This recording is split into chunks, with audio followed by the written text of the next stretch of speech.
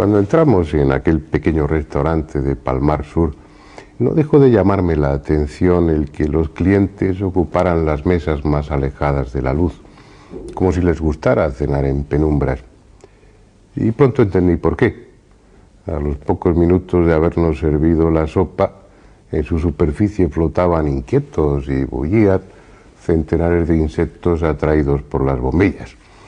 En las noches siguientes también buscamos los rincones en más penumbra del restaurante y desarrollamos una cierta habilidad en comer con una mano mientras que con la otra tapábamos el plato. Son los pequeños inconvenientes que plantea la feraz naturaleza, pero merece la pena, porque no hay espectáculo comparable como el de ver la vida brotando, palpitando, sin traba de ningún tipo, en el suelo, en el agua, en el aire, allá donde uno dirige la mirada.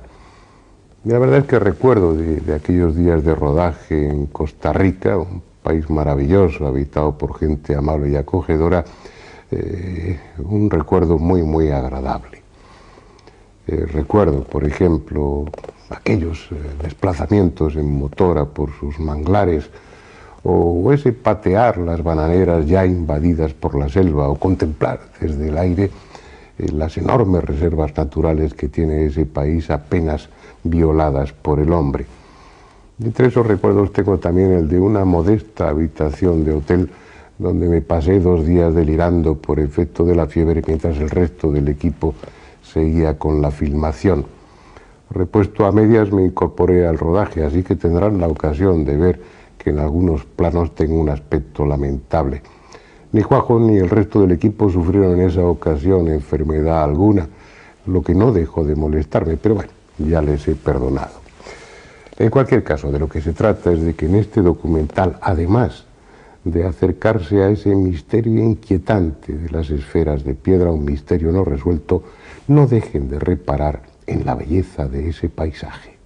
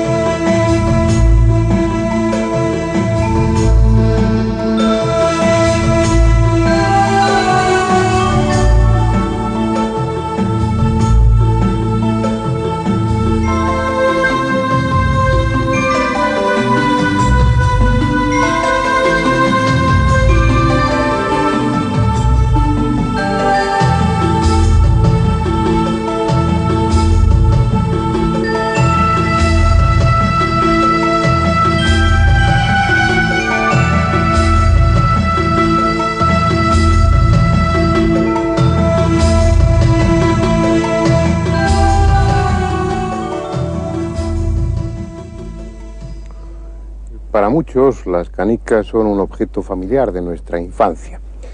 No parece haber mucho de misterioso en esa forma esférica. Da igual que sean grandes o que sean pequeñas. Es una forma habitual, familiar, que no induce a la desconfianza, que no sugiere desconocimiento o misterio. Sin embargo, hay un lugar donde las esferas de piedra constituyen un desafío para la arqueología y para la historia.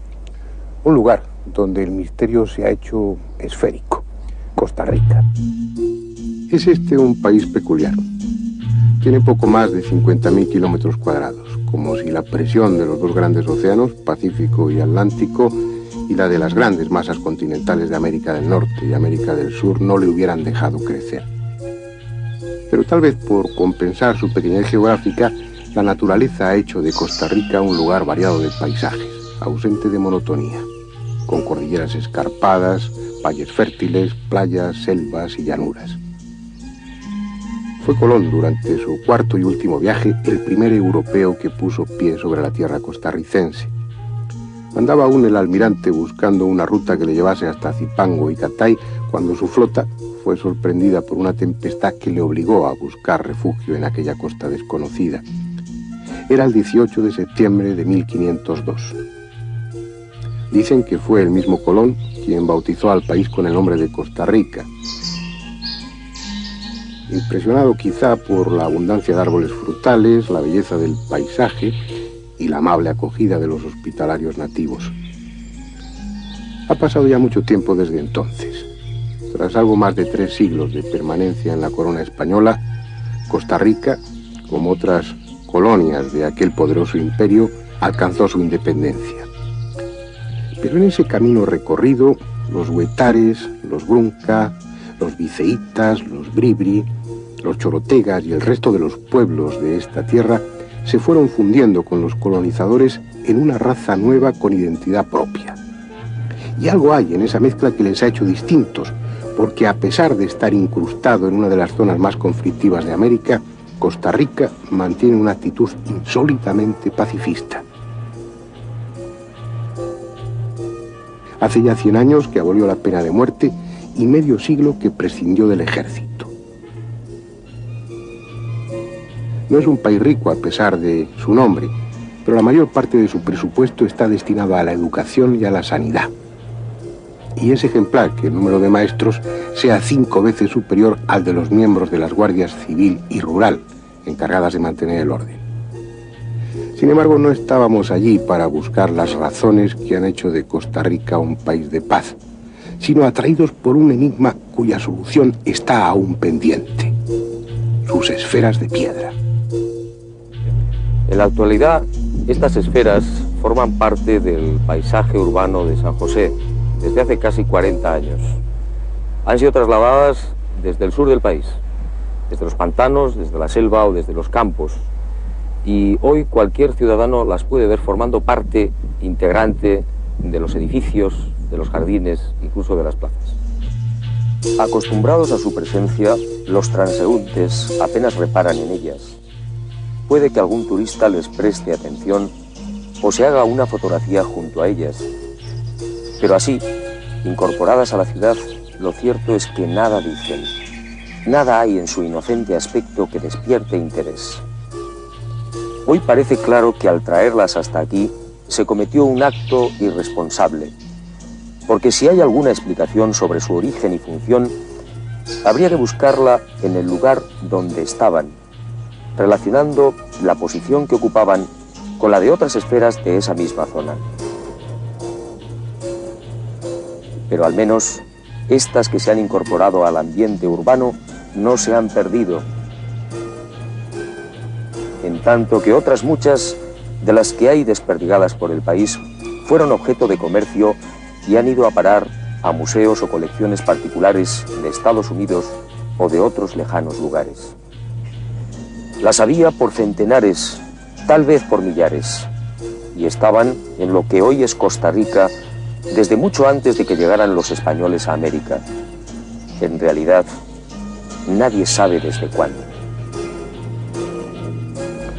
Y ese es el primer misterio, el de su origen. ¿Quiénes las hicieron? Porque lo cierto es que no encajan en ninguna de las culturas conocidas. Este es el Museo Nacional de San José de Costa Rica. En él hay una amplia muestra de lo que fue el pasado de este país.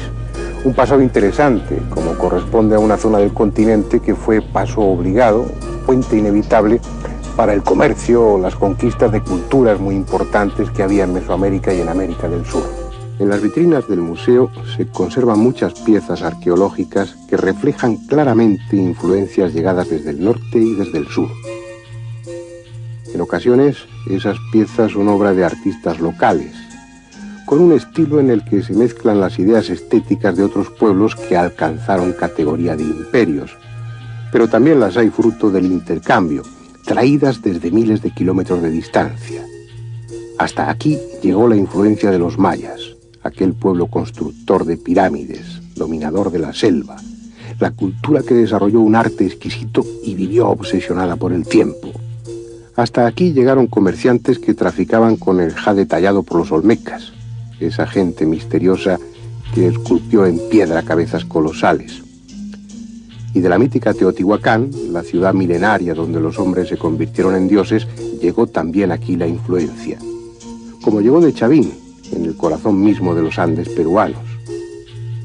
De todas esas culturas y otras más hay muestras en Costa Rica, porque el pasado de América fue algo dinámico, rico en acontecimientos, con migraciones, comercio, conquistas, que mezclaron gentes, ideas y objetos a lo largo y ancho de millones de kilómetros cuadrados. Y Costa Rica fue zona de paso en muchas de esas migraciones culturales. Pero eso no quiere decir que los antiguos habitantes de este país no tuvieran sus propios artistas. Los hubo, y con influencias ajenas o sin ellas, dejaron testimonio de su depurado arte para trabajar la piedra, labrando extraordinarios metates en los que moler el maíz y la yuca, o esculpiendo figuras humanas. Son piezas coherentes, que encajan sin dificultad en el concepto que tenemos del pasado americano y que confirman la destreza de aquellos pueblos ya desaparecidos, pero que nada tienen que ver con las esferas de piedra que en ese mismo museo se conservan casi por compromiso. No guardan relación con el resto de esos objetos del pasado. En realidad, parecen no guardar relación con nada ni con nadie. Estamos aquí ante uno de los más grandes misterios, de los más grandes enigmas de la arqueología americana. Las bolas de piedra construidas por los antiguos habitantes del sur de Costa Rica son un misterio, porque no tenemos todavía ninguna información de su fabricación y de su uso. Eso es el gran misterio.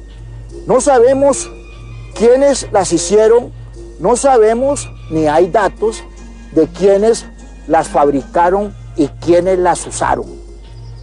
Hoy en día, la única información que tenemos es de las últimas trabajos de investigación en el campo, donde se han encontrado asociadas a ciertas aldeas y donde se han encontrado también asociadas a los cementerios. Pero si su origen no está claro, aún lo está mucho menos el motivo por el que sus autores las diseminaron sobre miles de kilómetros cuadrados, colocándolas a veces en lugares casi inaccesibles, lejos de cualquier zona habitada. Se empezó a hablar de ellas en los años 30, cuando la compañía norteamericana United Fruit desmontaba la selva del sur de Costa Rica para establecer sus plantaciones de plátanos. A medida que la vegetación era cortada, iban apareciendo decenas de esferas de todos los tamaños, algunas como un balón de fútbol y otras con más de 2 metros de diámetro. Su presencia allí era incomprensible. Habiendo zonas despejadas y cómodas, aquellos misteriosos labradores de piedra del pasado habían elegido una de las selvas menos hospitalarias de América para instalar sus esferas de granito. Quizá por ello llevaban siglos sin ser descubiertas. Las arañas más venenosas del planeta, las serpientes de colmillos más letales y los implacables mosquitos se habían convertido en custodios de aquellas bolas enigmáticas cuya presencia dejaba atónitos a los arqueólogos. Muchas de esas esferas se encuentran ahora en Palmar Sur, una pequeña ciudad edificada a pocos kilómetros de las plantaciones. Sus calles y edificios conocieron tiempos mejores, porque es una de esas poblaciones construidas al reclamo del oro, complementado en este caso por los abundantes puestos de trabajo generados por la industria bananera. Pero ya no quedan apenas buscadores de oro, y el mercado del plátano dejó de ser rentable. La poderosa United Fruit abandonó la región y Palmar Sur fue languideciendo hasta convertirse en un pueblo casi deshabitado, en un lugar de nostalgia donde los viejos que aún permanecen rumian el recuerdo de un próspero pasado. Un pasado reciente, mucho más reciente que el de las esferas de piedra que adornan algunas de las plazas y jardines de Palmar Sur. Fueron traídas aquí desde las plantaciones y aquí se han quedado, para desconcierto de los arqueólogos del futuro, que al encontrarlas, inevitablemente las asociarán con los edificios que las rodean, deduciendo que los hombres del siglo XX las labraron para ornamento de sus ciudades. Es ese uno de los problemas que plantean las esferas. Al carecer de restos orgánicos no pueden fecharse con seguridad. Los arqueólogos han de basarse en elementos asociados a ellas, como la cerámica o los enterramientos. Y ese no es un método fiable. Entre otras razones porque las esferas pudieron ser cambiadas de lugar, como estas de Palmar Sur. Tal como decía el arqueólogo Carlos Aguilar, no hay forma de saber su antigüedad ni quiénes las hicieron. Pero además tampoco sabemos cómo. Sorprendentemente, la mayoría, en especial las de gran tamaño, son esferas perfectas. En algún libro se soluciona falazmente el tema diciendo que son naturales, productos de la erosión, cantos rodados.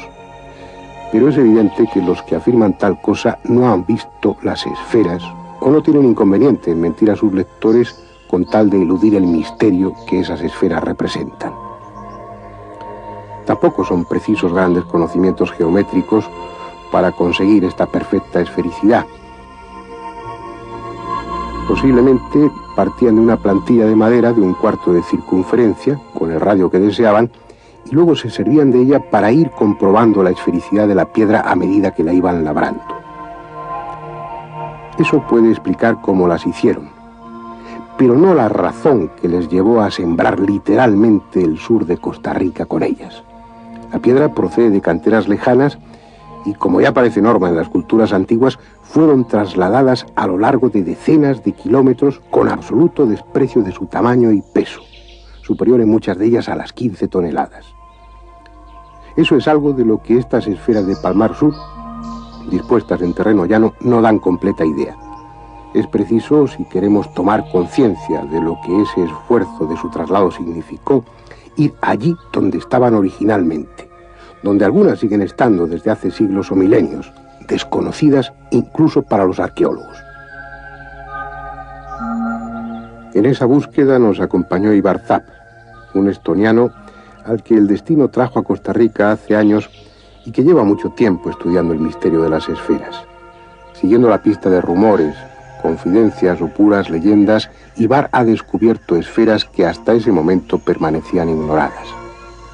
En esta ocasión, nuestro objetivo era filmar unas de esas bolas de piedra que ni siquiera él había visto.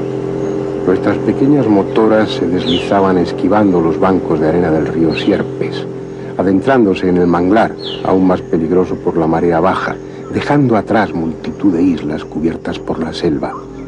Estábamos recorriendo parte del delta del Diquís, una reserva natural exuberante de vida.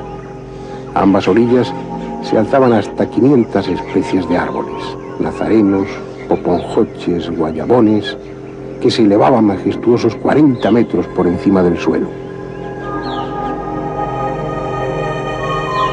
Invisibles para nuestras rápidas embarcaciones, miles de animales diferentes compartían su vida en aquella selva apenas visitada por el hombre.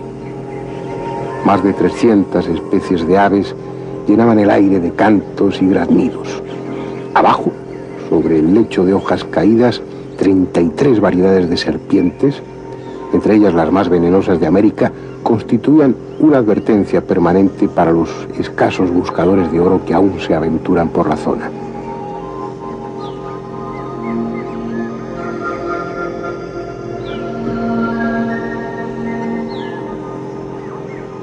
Pero nada de ello quedaba al alcance de nuestra vista. Tan solo algunos caimanes que ni siquiera tuvieron el amable gesto de dejarse filmar.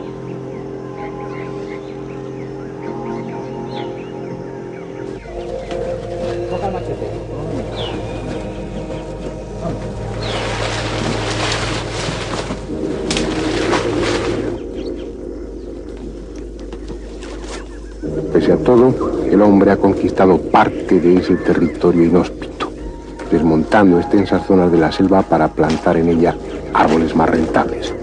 Casi no quedan bananeras, pero hay aún cacautales. La piedra, muchacho. Claro. 80, como la de la universidad, de la escuela. ¿Dónde va la cama?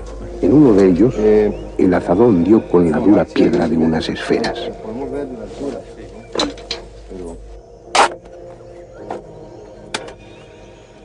Nunca hasta hoy han sido fotografiadas o filmadas. Ningún arqueólogo conoce su existencia ni figuran en catálogo alguno. Están ahí desde que sus escultores las colocaron. Son de la altura de un hombre, pero apenas asomaban unos centímetros sobre la superficie del terreno. Es esa una de las razones por las que muchas esferas permanecen aún por descubrir, como estas. Están enterradas, pero no por la lluvia o el viento, sino por su propio peso. Lentamente, milímetro a milímetro, su enorme masa las va hundiendo en el suelo. Estas han necesitado 2000 años para llegar a la profundidad en que se encuentran. ¿Qué cultura desconocida sembró Costa Rica de esferas hace 2000 años? ¿Cuál fue la obsesión que llevó a aquella gente, de la que nada sabemos, a labrar perfectas esferas de piedra y trasladarlas a lugares concretos, agrupándolas en un orden cuya finalidad ignoramos? Son representaciones del Sol, de la Luna y de las principales constelaciones. Eso dicen algunos arqueólogos. Pero ello significa que esa cultura americana sabía lo que el resto ignoraba, que los cuerpos celestes son esferas. Lo sabían 15 siglos antes de que Colón tratara de convencer a sus contemporáneos de que la Tierra es esférica. Sus diferentes tamaños no señalarían otra cosa que la aparente diferencia entre las dimensiones de los astros. Las esferas celestes serían, pues, la representación a escala de las estrellas, auténticos mapas astronómicos. Algo en lo que ya reparó Luttrop, el arqueólogo de la Universidad de Harvard, que más profundamente estudió el tema cuando aún muchas de las esferas permanecían en su sitio. Pero era solo esa su función. Solo son el testimonio en piedra de un pueblo obsesionado por la astronomía. Y Barzap, el estoniano que ha hecho de las esferas el principal motivo de su existencia, ha descubierto algo más. Algo que obliga a cambiar el concepto que tenemos del pasado americano. Lo que he descubierto es que en conjunto, como se encuentran ellas, por lo general 6-7 bolas, conforman una configuración triangular. Y esa triangulación nos da una serie de direcciones, ejes entre las bolas, que si la asociamos con una estrella que en cierta fecha se alinea entre dos esferas, obtenemos una dirección naval. Quiere decir que todos estos cientos, seguramente, o quizás millares en su momento, de bolas, de esferas, están marcando direcciones, y además direcciones que tienen mucho que ver con el mar, con la navegación. Sí, sí, absolutamente. Esta región es marítima, para decir, estamos a 10 kilómetros del mar, Océano Pacífico, en un lugar que es esencialmente uno de los deltas, si no el delta más grande que hay en la costa pacífica.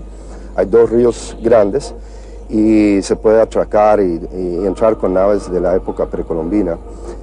Pero, digamos, las direcciones importantes que he encontrado y estudiado entre las esferas que estaban en sitio son direcciones que nos llevan a, por ejemplo, destinos muy importantes navales, y estoy muy complacido de haberlo entendido así, porque, por ejemplo, un conjunto nos indica que ellos están muy interesados en cruzar el Pacífico.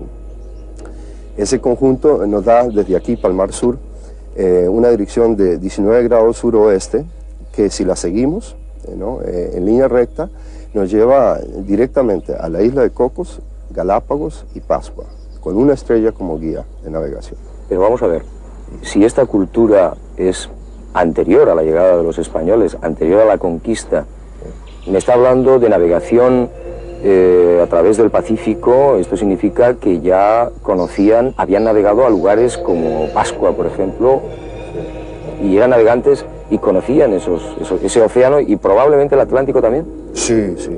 Yo he encontrado direcciones navales en estos grupos de esferas que me indican que ellos conocían la costa de Europa, la entrada al Mediterráneo, Egipto, especialmente Inglaterra, en la costa de Europa. Ellos navegaban por la costa este de Norteamérica con la corriente del Golfo y daban vuelta con esa corriente, y probablemente la primera parada al otro lado del océano era por Inglaterra, ¿no? Estas esferas, otro misterio, eran situadas aquí en Costa Rica, en toda esta zona del sur, en determinados lugares para conseguir unas determinadas direcciones, unas alineaciones que servían para navegar. Correcto. Digamos, no estamos muy lejos de lo que es un punto estratégico en el mundo hoy, como es el Canal de Panamá. Y lo que yo considero que Costa Rica era antiguamente el pasaje entre los dos océanos, porque es una tierra mucho más sana que los pantanos de Panamá y el calor de Panamá.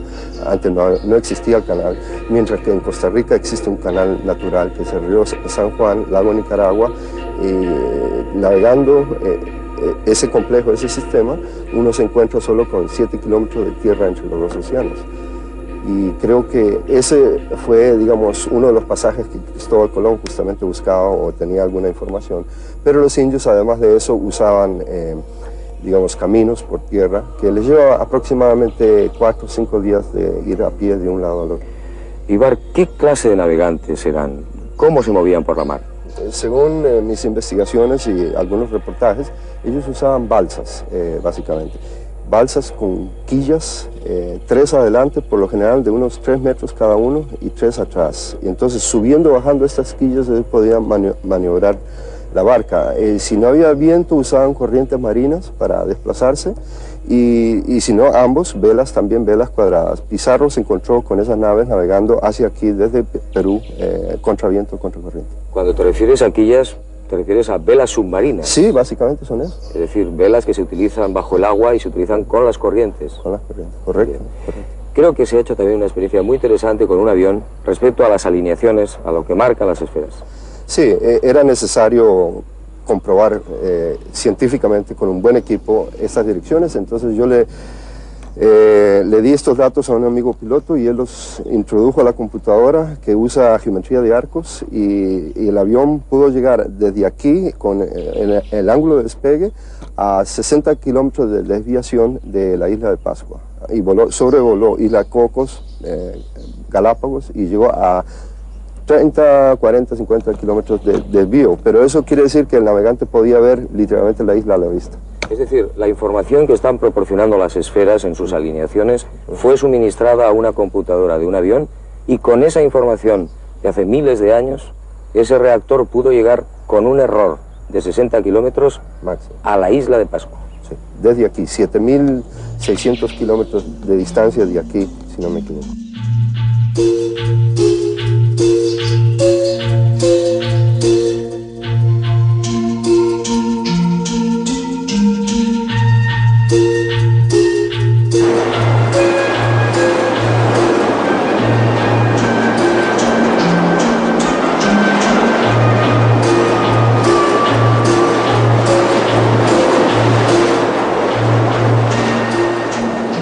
Es una hipótesis fundamentada y desestabilizadora. Porque según ella, el océano, ese océano que bajo el criterio de arqueólogos e historiadores sirvió para aislar a los pueblos del pasado, fue realmente un camino muchas veces surcado. Una vía de comunicación entre las culturas del mundo antiguo. Es probable que fuese así. Y si así fue, esas bolas de piedra desperdigadas por plazas y jardines o sepultadas en la selva constituyen el mudo testimonio de un pueblo de astrónomos y marineros que recorrió medio mundo antes de ser tragado por el tiempo.